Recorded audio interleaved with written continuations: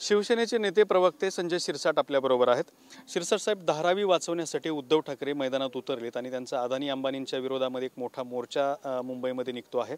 काय भूमिका आहे?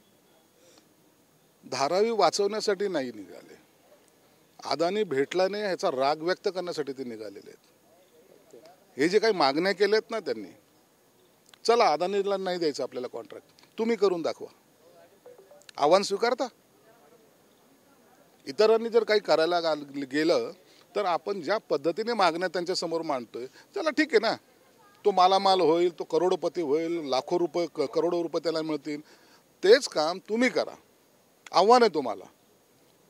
तुमच्या ज्या मागण्या आहेत ना त्या मागण्या त्या धारावीकरांसाठी तुम्ही करा आणि तो प्रोजेक्ट तुम्ही राबवा।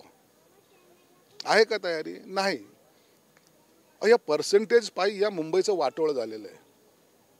या पर्सेंटेज पायी या मुंबईमध्ये खड्डे पडलेले आहेत। या पर्सेंटेजमुळे मुंबई तुंबते। आता ते कुठेतरी एक दुकानदारी बंद करण्याचं काम जेव्हा एकनाथ शिंदे करतायत त्या टायमाला त्यांना मोर्चाचं आठवण यायला लागलेली। मोर्चे असं नाही, एक लक्षात घ्या, त्या धारावीच्या लोकांना तुम्ही नरकाट जे ठेवलेले अनेक वर्षापासून त्यातून आम्ही त्यांना बाहेर काढायचा प्रयत्न करतोय। मग अशामध्ये व्यापारामध्ये जर कुणाला दोन पैशाचा फायदा झाला तर त्या फायद्याकडे तुमचं लक्ष नसावं, तर त्या जनतेकडे लक्ष असलं पाहिजे। म्हणून त्या मोर्चाला टक्केवारीचा मोर्चा म्हणलं तरी चालेल किंवा अदानीची भेटीसाठी काढलेला मोर्चा म्हणलं तरी चालेल, कारण की तिथं मोर्चा जाणार आहे तर त्या टायमाला हेच जाऊन तिथं त्यांना भेटणार आहेत। शक्य झाले सेटलमेंट तर चांगलीच गोष्ट आहे। पण संजय राऊत म्हणतात की तुमच्यावरती त्यांनी आरोप केला, हा मोर्चा पुनर्विकासासाठी नाही तर या पुनर्विकासाच्या नावाखाली केलेला हा मुंबईतला सर्वात मोठा TDR घोटाळा आहे। अरे तुम्ही करा ना, सेम कंडिशन सेम प्रोजेक्ट, हा तुम्ही डिमांड करा का होय आम्ही करायला तयार आहोत, करा ना तुम्ही। नाचता येणं अंगण वाकडं असं जे प्रकार आहेत ना, तुम्हाला लोकांचं चांगलं कधी पाहवतच नाही। कुणाचं भलं करायला गेलं, बाळासाहेबांनी आपल्या अख्ख्या मुंबईच्या झोपडपट्टी पुनर्वसनाचा जो कार्यक्रम केला या तुमच्यासारख्या मूर्ख लोकांमुळे तो फेल झाला आहे। नसता आज मुंबई याच्यापेक्षा सुंदर दिसली असती आणि सर्वसामान्य झोपडपट्टीमधला माणूस आज बिल्डिंगमध्ये राहताना आपल्याला पाहायला मिळाला असता। परंतु तुमच्या या चुकीच्या धोरणामुळं आजही मुंबई बकाल होत चालली, त्याला सुधारण्याचं काम आम्ही करतोय। हे जे 570 एकर जमीन आहे धारावीची, तर ही भाजपची जावई अर्थात अदानी यांना देण्याचा हा घाट आहे। अदानी दिली तर तरी तुमची टीका, अंबानीला दिली तरी टीका, मग संजय शिरसाटला द्या ज्याच्याकडे काहीच नाही, जो करूच शकत नाही। अहो काम करणारे ह्या मोठाल्या ज्या कोणी एजन्सी असतात त्यांनाच हे कामं जातात ना। हे वर्ल्ड वाईड सगळं टेंडर जे निघाले ग्लोबल टेंडर, ते काय कुणाला माणसाला पाहून काढलेलं टेंडर नसतं।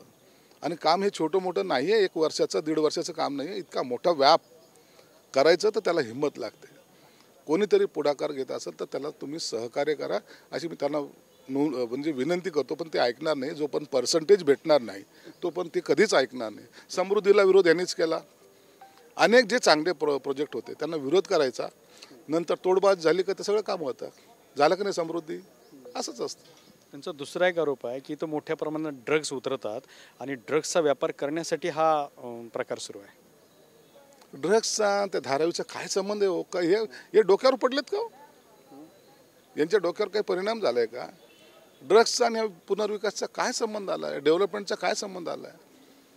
ड्रग्स का आता आमचं सरकार आल्यामुळे तातडीने उभं राहिलं का? तुम्ही होता ना 2.5 वर्ष सरकारमध्ये, काय केलं तुम्ही? हा प्रश्न स्वतःला विचारा पाहिजे। आणि आज ड्रग्समध्ये एवढे जे काही आता धाडी पडतायत, इतके लोक जे अटक होत आहेत, ही जोक नाही आहे।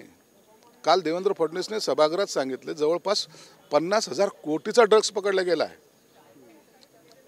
जर मग हे सगळंच जर एकमेकाशी साखळी जर लिंक असते तर हा इतका 50,000चा ड्रग्स पकडला गेला असता। परंतु हे बयानबाजी करणं आणि रोज भुंकणं हे काही लोकांचा धंदा झालेला आहे। हा मोर्चा निघू नये म्हणून दिल्लीतून दबाव होता असाही आरोप आहे राऊतांचा। मोर्चा काढा, अदानीला भेटा, पहा शक्य झालं तोडीबाजी करा, काही नाही त्याच्यात। आता दुसरा जो बडगुजर यांचा व्हिडिओ समोर आलेला आहे बॉम्बस्फोटातल्या आरोपीच्या सोबत नसतानाचा, त्याच्यात असं म्हणतात की ललित पाटील प्रकरणात तुमच्या 2 मंत्र्यांची नावं समोर आली होती, ते दाबण्यासाठी हा बडगुजरांचा व्हिडिओ बाहेर काढलाय। अहो जे SIT चौकशी होते ना त्याच्यामध्ये सर्वच येतील ना, तुम्ही पहिलेच एकदम प्रोटेक्ट का करता कुणाला? एखाद्या आरोपी असेल किंवा एखादा स्मगलर असेल, जर समजा अचानक मध्ये फोटो काढणं आणि त्याच्याबरोबर डान्स करणं काही फरक आहे का नाही? तर तो व्हिडिओ जर पाहिला तर त्याच्याबरोबर डान्स करतात महाशय. आणि याचे जे संबंध आहेत हे पार संजय राऊतपर्यंत जातात अशी माझी माहिती आहे. बडगुजरांचे हा बडगुजरचे संबंध. बडगुजर कुणाचा भक्त आहे? संजय राऊतचा आहे. आणि म्हणून हा उद्या हे प्रकरण आपल्यावर शिकू नये म्हणून हे थोडीशी काळजीपूर्वक हे बाकीच्या आरोपाकडे लक्ष, म्हणजे आरोप लावतायत त्याच्याकडे लक्ष विचलित व्हावं असा प्रकार आहे. पण SIT मध्ये आता सर्व निघेल तातडीनं ज्याला म्हणतात ते कारवाई सुरू झाली. काल बडगुजर पोलीस स्टेशनमध्ये आपल्याला दिसले असतील. उद्या जेलमध्ये गेलं तर काही आश्चर्य वाटासारखं नाही. बरं, दुसरा एक महत्त्वाचा प्रश्न आहे की ज्यांच्या नोंदी मिळणार नाही त्या मराठ्यांसाठी जानेवारीत सरकार नवीन कायदा करून आरक्षण देणार आहे अशी माहिती विधानसभेत बच्चू कडूंनी दिलेली आहे. तुम्ही मुख्यमंत्र्यांच्या जवळचे आहात, अशा काही हालचाली सुरू आहेत का? काय सांगाल? नाही, याबद्दल मला माहिती नाही. परंतु निश्चित शिंदे साहेबांनी जो काही शपथ घेतलेली आहे त्यानुसार त्यांना या प्रकरणाच्या डीपमध्ये जाऊन आरक्षण कसं देता येईल याकडे त्यांचा कल आहे आणि त्या पद्धतीने त्यांचं काम चालू आहे. जरंगे असा दावा करतात की त्यांना जो लिहून दिलेला कागद आहे त्या कागदामध्ये 17 तारखेला साधारणपणे सरसकट आरक्षण देऊ असं त्या कागदावरती लिहिलेलं आहे. आणि जर सरसकट आरक्षण दिलं नाही तर 17 तारखेला हा कागद मी जाहीर करीन, लोकांमध्ये आणीन, असं जरंगे इशारा देतात. आता जरंगेने काय करावं हा त्यांचा प्रश्न आहे. तो कागद कोणता आहे त्याच्याबद्दल मला कल्पना नाही. मला वाटतं कधी कधी माणसाने थोडा संयम हा राखला पाहिजे. जर एकनाथ शिंदे साहेबांवर तुमचा विश्वास नसेल तर तसं जाहीर करून टाका.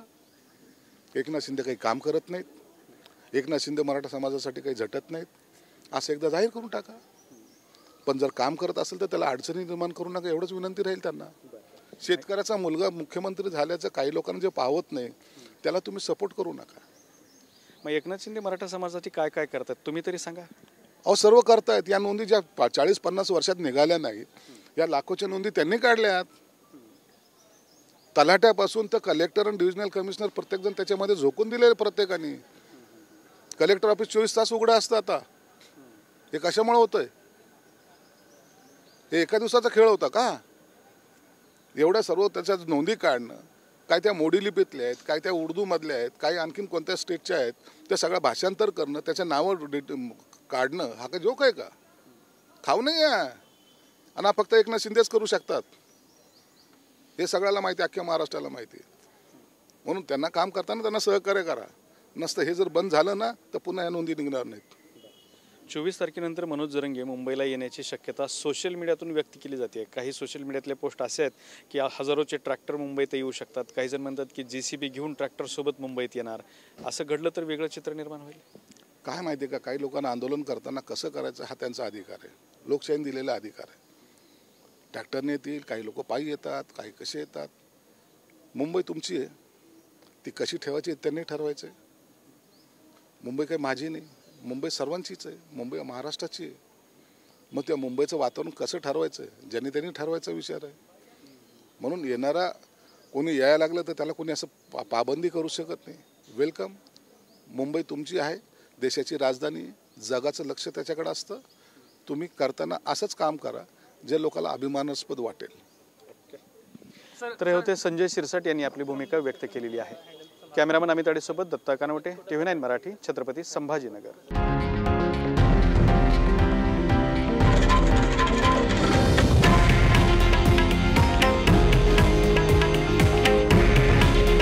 हे आहे देशातील नंबर 1 न्यूज नेटवर्क आणि आपण पाहत आहात TV9 मराठी. काळजी तुमची, हित महाराष्ट्राचं.